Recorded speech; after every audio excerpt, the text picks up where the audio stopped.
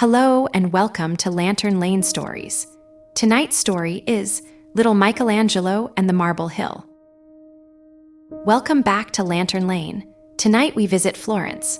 Florence is an old city in Italy. The river Arno runs softly through it. Red roofs sit warm under the moon. The bells are quiet now. Cats sleep on the cool stone steps. Tonight is one of our when they were children stories. We will meet someone you may have heard of, but we will meet him when he was very small. Long, long ago, in the year 1475, a baby boy was born here. His name was Michelangelo Buonarroti. His mother was not well, so his father made a careful choice. He sent the baby to a country nurse in a village called Settignano. The village sat on a green hill above the city. The hill smelled of pine and warm earth. Goats walked slowly along low stone walls. The nurse rocked the tiny baby close. She sang an old hill song. Little one, breathe the hill air. Little one, listen to the stones. The stones did not speak that night, but they would, one day to him. Years passed. The baby grew into a small boy. Now Michelangelo was 4, then 5, then 6. His cheeks were brown from the Tuscan sun. The nurse's husband was a stonecutter. So was her father. So was her brother. The whole family carved white marble for a living. At sunrise, they walked up to a quarry on the hill. Little Michelangelo trotted behind in dusty shoes. The quarry smelled of stone powder and cool spring water. Hammers tapped a slow song. Tink, tink, tink. The boy sat on a soft pile of pale chips. Uncle, what is inside the rock? The stonecutter wiped his forehead. He smiled gently. Many things, little one. A lion, a lamb, a face of a friend. You only have to find them. Michelangelo's eyes grew very big. He picked up a small white chip. It was cold and smooth. It glowed like cream in the morning sun. I want to find them too, he whispered. The stonecutter laughed kindly. He gave the boy a tiny chisel of his own, then learned the song of the stone. That afternoon, the boy tapped his chip very gently. He did not break it. He only listened. A mountain wind moved over the olive trees. It carried the smell of wild rosemary. His small heart was full of marble dust. He felt very, very happy.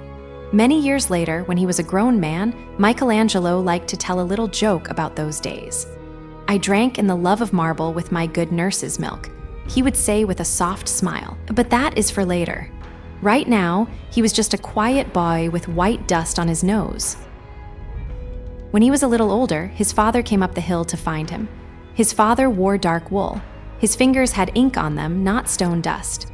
Come home, Michelangelo. It is time to learn your letters. The boy carried his little chisel in his pocket.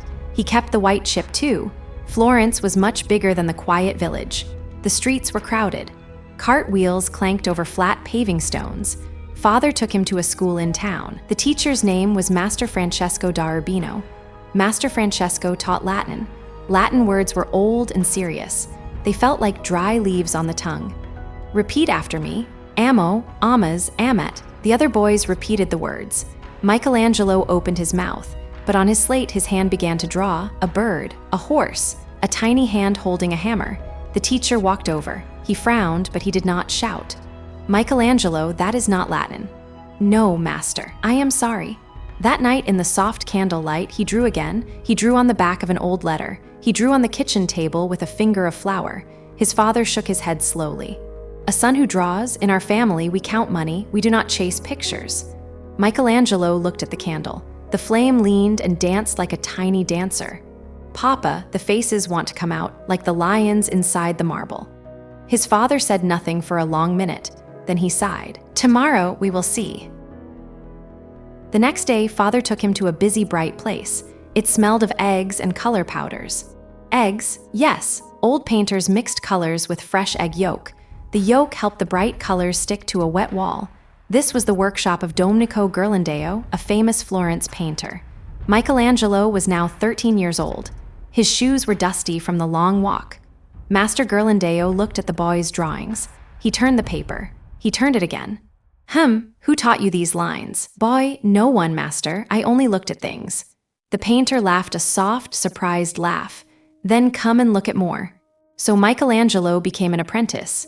He ground colors with a heavy round stone. Sky blue, soft green, pink like rose water. He learned that plaster dries fast, so a fresco painter must work quickly and bravely. Tap the wall. Listen. Paint while it is still wet. That is how a fresco is made. In those days, Master Ghirlandaio was painting the tall walls of a chapel inside the church of Santa Maria Novella. The walls showed quiet stories of long-ago people, in deep blue and warm brown. Michelangelo carried brushes up wooden ladders. He mixed water and lime. He watched everything closely. Hold the color bowl steady, and Gillo called an older apprentice from a high wooden scaffold. "I am holding it," answered Michelangelo. "It is much heavier than my marble chip." "What marble chip?" "The one I keep in my pocket, always." The older apprentice chuckled and went back to his brush. One winter day, a tall man came into the workshop.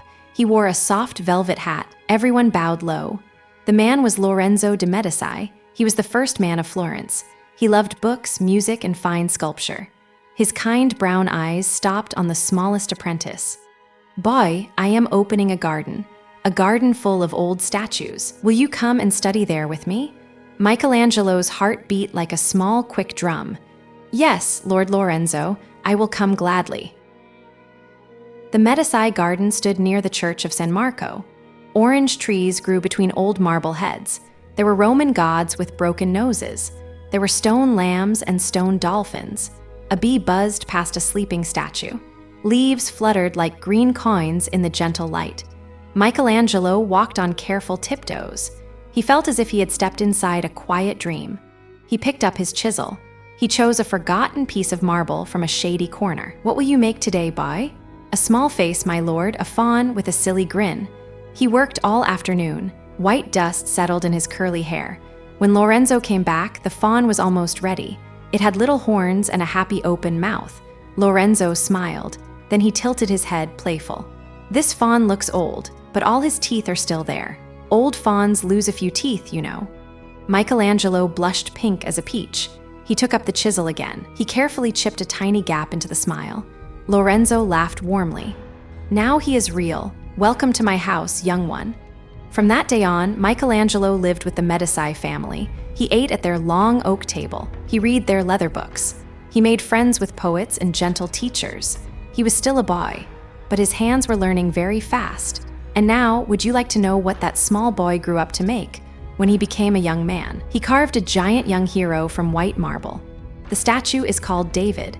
It still stands in Florence today. He painted a great ceiling far away in Rome, inside the Sistine Chapel. He also carved a quiet mother holding her son, a work called the Pieta. But long, long before all of that, he was a small boy on a green hill. A boy who listened to stones with the tips of his fingers. So tonight, if you ever find a chip of pale stone in your pocket, hold it very softly. Listen with your fingertips. The wind goes quiet over the red roofs. The river Arno hushes. The orange trees in old gardens nod their dark leaves. And so, Florence also slowly, slowly fell asleep. Good night.